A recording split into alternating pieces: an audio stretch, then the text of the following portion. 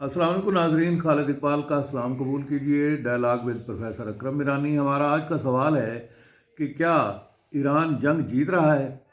اور اسی کے ساتھ ہی دوسرا ضمنی سوال ہے کہ بھئی عرب ممالک جو پاکستان کی طرف دیکھ رہے ہیں۔ جی سر۔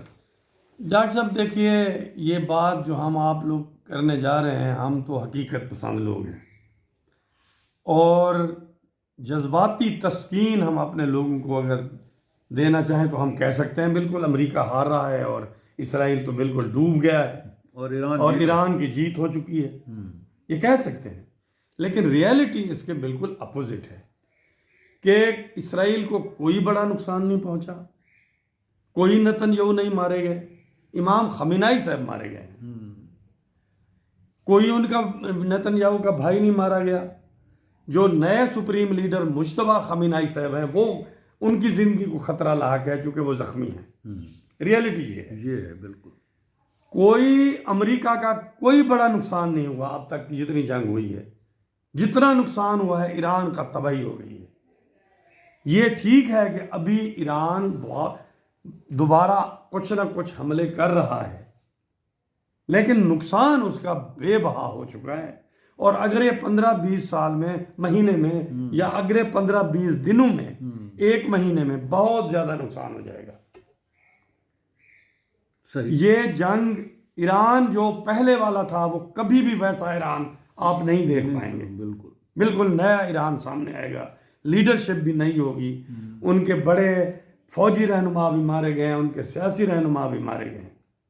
تو ایران کا بہت نقصان ہو گیا ہے۔ ایران کا نقصان ہمارا اور آپ کا نقصان، ہمارے پڑوسی ہیں، ہم ایک ساتھ، سویلائزیشن بھی ہماری ایک ہی ہے۔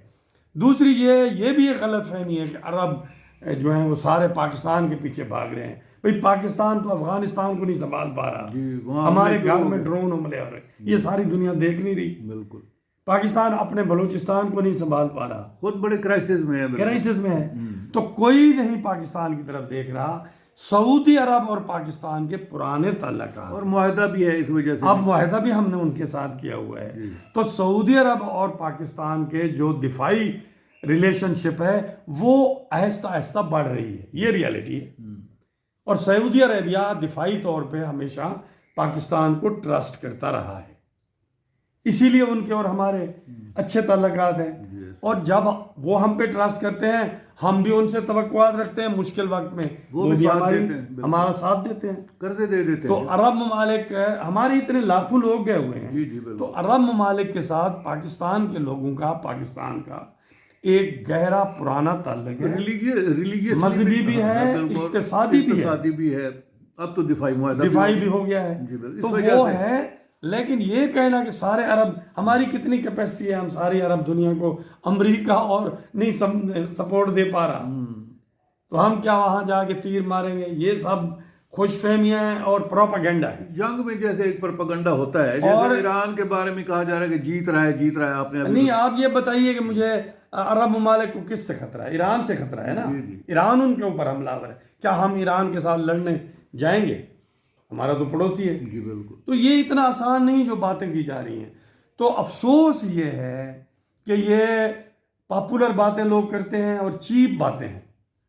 حقیقت یہ ہے کہ ہمارے ریجن کو بہت نقصان پہنچ گیا ہے اور بھی پہنچنے جا رہا ہے، عربوں کو بھی اور ایران کو بھی خاص طور پر۔ اور اگر انہیں نقصان ہوگا تو ہمیں نقصان یہ ہے کہ ہمارے لوگ وہاں کام کر رہے ہیں، روزگار پہلے ہمارے ملک میں روزگار نہیں ہے۔ ہمارا ملک جو ہے انڈیا کے ساتھ ٹینشن میں ہے، افغانستان سے اس کے اوپر حملے ہو رہے ہیں، ہمارے افغانستان پہ حملے ہو رہے ہیں، ایران کا بارڈر ہمارا ڈسٹرب ہے۔ اگر یہ اور ریجن ڈسٹرب ہو جاتا ہے تو ہمارا بھی بہت زیادہ نقصان ہے۔